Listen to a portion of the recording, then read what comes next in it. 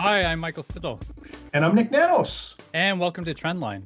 So, Nick, Canadians could be stuck waiting for doses of a COVID-19 vaccine because two of the big contenders, Moderna and Pfizer, there's no domestic production on Canadian soil. Prime Minister Justin Trudeau addressed that this week. One of the things to remember is Canada no longer has any domestic production capacity for vaccines. We used to have it decades ago, but we no longer have it. Countries like the United States, Germany, and the UK do have domestic pharmaceutical facilities, which is why they're obviously going to prioritize helping their citizens first. Nick, we also obviously need Health Canada approval, so we could get into the situation where we're seeing Americans get vaccinated, the British, and we may still be waiting. So what's the political cost to this? Man, I think a lot of Canadians are going to be surprised. They're like, what? We don't make any vaccines? We have a pharmaceutical industry in Canada, but we're not producing vaccines. You know, this could have been a pretty big, shining, bright time for Canada's pharmaceutical industry, but I guess not. I think a lot of Canadians are going to be surprised. And I think along with that surprise will come a number of questions. How long will it take Canada to get access to the vaccines that are being produced in other countries? What does it mean in terms of our priority on the list? What can the government feasibility deliver when the production is outside of the country? And I think vaccines is going to be not a sleeper issue. It's going to be the issue because it's pretty easy for governments to say, wear a mask, socially distance, isolate yourself, be prudent in terms of your behavior, don't go to gatherings. That's easy. But when it comes to the vaccine, I see two potential risks. First, related to supply, but the second one related to the logistics. How well prepared are we going to be? Because it's going to be a massive logistical undertaking to vaccinate Canadians next year when the vaccines are available. Mm-hmm. So some of these questions are already being asked of elected leaders. This week, Power Play host Evan Solomon repeatedly asked Industry Minister Navdeep Bains just for more details on what this means, and Minister Bains, didn't quite give a clear answer. What do our contracts actually say?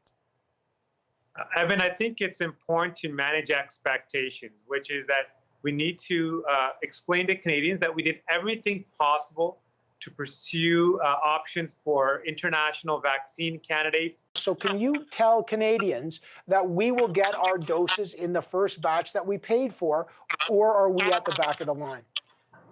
I can assure Canadians that we are following the process, which is we pursue the vaccine candidates.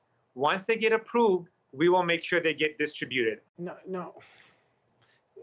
Minister, I feel like I'm just banging my head against a wall here. We will make sure that the commitment that was made in the purchase order will be followed through on. So if we ordered these doses, Canadians will receive them subject to an approval. I think I can't be more blunt and more clear than that, Evan. I think some of the key words there, Nick, was manage expectations. What do you think of the Liberal messaging on this? Well, I think they're probably trying to do their best considering the situation. You know, the fact of the matter is that there's control, but not as much control as the government would probably want in terms of delivering these vaccines, because we have to rely on companies based outside of Canada and also on the goodwill of other countries. Remember, it wasn't too long ago, Michael. Can we go to the time machine? Time machine. I think I'm chugging the wrong way. This way. Anyways, go back to the time machine. There was a president who decided not to let masks cross into the Canadian border. That person still happens to be president, although he's on his last days. Mm-hmm. You know, what would stop, the current president of the United States, and he has the power to do so, to say, well, Canada, you got to wait. So, in a certain sense, the Canadian government is hostage to the good relations that we have with a number of countries, not just the United States. But I think what the Liberals are going to have to do is manage the expectations of how are Canadians going to feel when they see citizens in other countries getting vaccinated and we're not, and what might be the political fallout. I think for a lot of Canadians are going to wonder about, what kind of pharmaceutical industry we have, what our resilience is going to be for future pandemics, because you know what, this is the first major pandemic, at least in quite a number of years. We have to be resilient for a future outbreak. It's probably going to cause some discussion on maybe we need some capacity to produce vaccines in Canada as part of our domestic resilience to future pandemics. Now, Prime Minister Justin Trudeau is going back to his Rideau Cottage pressers. He's doing it, I think, twice a week now. What's sort of the risk for him, and as these questions continue to come up over vaccines, and how does he have to sort of maintain the trust and support of Canadians? Well, those Rideau College pressers really helped the Prime Minister ramp up and strengthen his brand at the beginning of the pandemic in March, April, May, June, and we saw the Liberal numbers go up. At that time, there was a significant appetite to hear about what was going on. Everything was new. We wanted to know that governments were all on the same page, provincial and federal, working together in order to fight the pandemic. But one of the things that I think the Liberals have to watch out for is that if they decide to re-embark on this strategy to have daily pressers, they have to say something new and relevant. And we have to realize that when the Prime Minister has any kind of press conference, not only is it a platform for the Prime Minister to get his message out, it's also a platform for journalists to ask tough questions. And this is why the vaccinations and our preparation and planning for the vaccinations, the distribution of vaccinations, will probably be what Canadians want to hear about.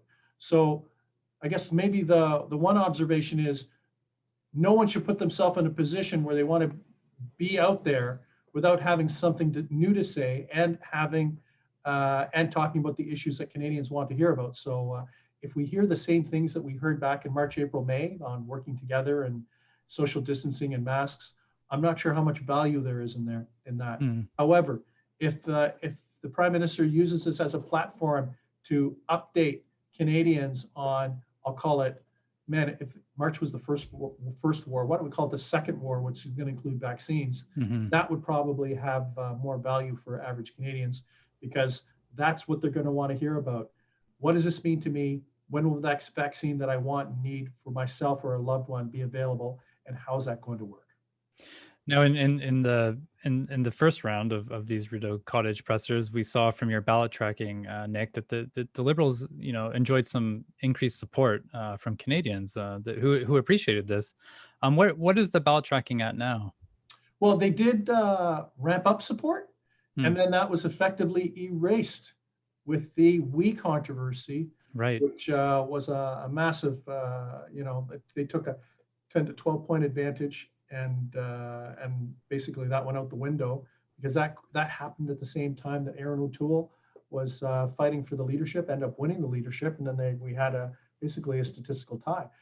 Fast forward to the latest ballot numbers, and we have when we look at that trend line, check out the trend line, Michael. When you look at the trend line, both the Liberals and the Conservatives are going down. They're both down about 3 points. We have the Liberals at around 36. The Conservatives, and this should be very troublesome for the Conservatives, they've gone from being statistically tied with the Liberals to now at 27% nationally. The NDP are up at 20%. Green Party in the double digits. We haven't seen that in a while at 10%. So what are we seeing? The two front-running parties, Liberals and the Conservatives, trending down. Liberals still have a comfortable advantage. And I'll say the other two opposition parties, the New Democrats and the Greens, looks like they've got a little bit of wind in their sails. Wow. We've seen a bit of infighting. Well, I don't know if infighting may be too strong a word in the Conservative Party.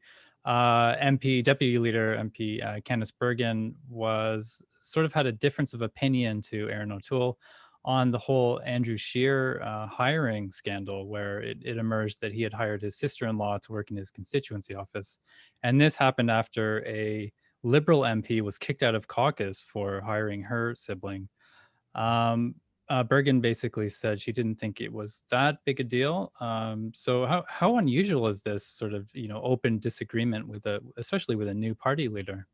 Well, usually, Aaron O'Toole came out definitively when he found out about the controversy related to Andrew Scheer and the hiring practices under his leadership. So Aaron O'Toole came out pretty black and white, saying, "Hey, that doesn't pass his ethical standard, and that's not going to happen. There's not a place." And then we had the why don't we call it the official or unofficial clarification from Candice Bergen. But the thing is that what's interesting, the Liberals and the Conservatives had a similar controversy at the same time in terms of the inappropriate behavior of MPs. Maybe, Michael, when we look at that trend line that we just talked about a second ago, where both the Liberal and the Conservatives numbers have been on the decline, that for Canadians, they hear this and they go, "Oh man, again?" And it feeds the narrative of, the mainstream parties, and members of parliament not serving Canadians, serving themselves. So maybe that's why, the numbers for the NDP and the Green Party are up, not because of anything brilliant that either one of those parties have done, but just because of the shenanigans of a Liberal member of parliament and also a Conservative member of parliament, the former leader, running into this controversy. And, I think for Aaron O'Toole, this is not of his making, but, it can't be good for the Conservative brand to have a former leader of the party engage in that type of hiring, which, I think my understanding is that the rules technically were not broken. Correct. However, the spirit that people would expect and the ethical standard that people would hope that MPs have has certainly taken a black eye. Now, Candice Bergen also had some criticism for Manitoba progressive Conservative Brian Pallister for his handling of restrictions in Manitoba. Manitoba, we've seen COVID-19 cases absolutely surge recently. Their infection rate has become quite high. And she sort of criticized his lockdown measures, and he publicly responded to that. The measures we've taken are stringent. They are the most stringent in the country, but they are absolutely essential and necessary to protect lives here. And so we'll stay focused on battling COVID. And I would not want anyone to misunderstand my sincere affection and respect for Candice Bergen, but I am the Premier of a province that has the highest positivity for COVID, and we're going to stop that from continuing. Nick, there's this pressure within provinces for lockdowns, impacting small businesses, the economy. We continue to see this. Are voters sort of turning against their provincial leaders now, or is it sort of still support? Is the honeymoon over, you mean? Yes. COVID honeymoon. That sounds so sad. Anyways, COVID honeymoon. We know when we track national issue of concern, there's definitely that second spike of concern is at around 37% as an unprompted issue, and is about 25 points or thereabouts higher than either healthcare or jobs in the economy or the environment. But I think premiers have to be careful. I think there was pretty clear that Canadians were generally satisfied with most premiers and the federal government at the beginning of the pandemic. They put a lot of confidence that everyone would work together, and we seemed and did do better than a number of other countries.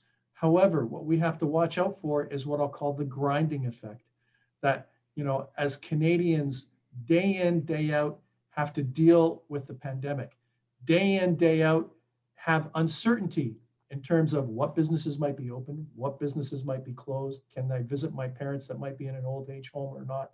Will my kids go to school, or will I have to take them out of school?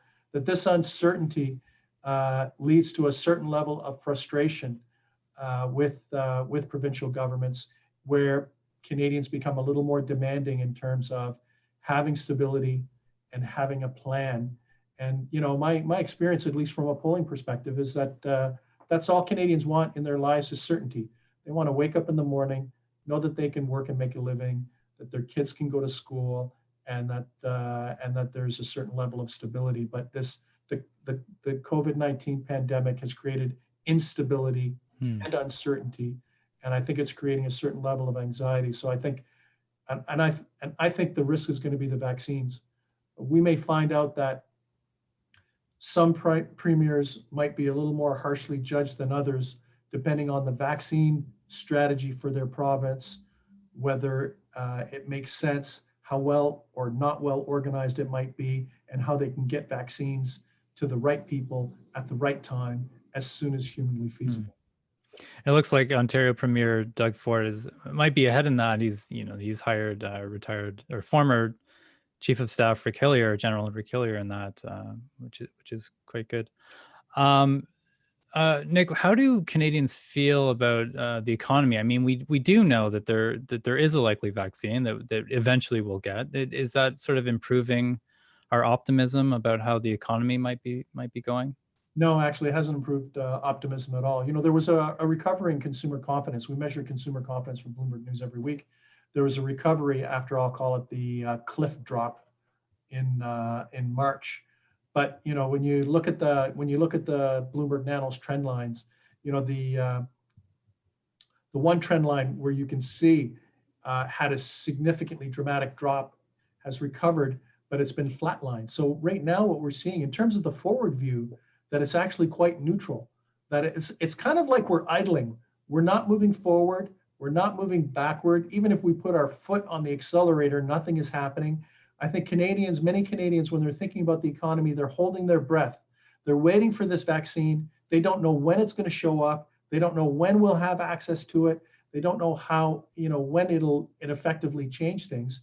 And as a result, people are very tentative when it comes to the future strength of the Canadian economy. And, and one of the studies that we did, there's a significant proportion of Canadians that believe that we won't get back to normal, whatever that normal might be, not in 2021, in 2022, that we might spend all of 2021 getting the pandemic under control through vaccinations. And it won't be until 2022 that we have some semblance of what economic certainty that is similar to 2019. It's sort of a depressing way to end the show, Nick, but it's that kind of forward, 2 steps back. Right? Yeah, exactly. Wow. So do you have any big takeaway or prediction? Hope maybe something optimistic, Something optimistic. Well, there are vaccines, and there will be True. a number of vaccines. And if we want to be optimistic, I think what we need is the Prime Minister to engage in with other heads of state, other leaders of other countries that we will rely on to get the vaccine from. Mm-hmm. We need good relationships with countries like France, the United Kingdom, the United States, Germany, India, China, all these places that are producing vaccinations. So we'll need, how about this for a prediction? We will need an international charm offensive just to make sure that we get what we are promised on the vaccination front in a timely manner in order for us to distribute the vaccination to turn things around in Canada. Nick, as always, thanks very much. Thank you. And where can we find you? You can find me on Twitter at Nick, N-I-K, Nanos, or you can go get all those stats at www.nanos.co.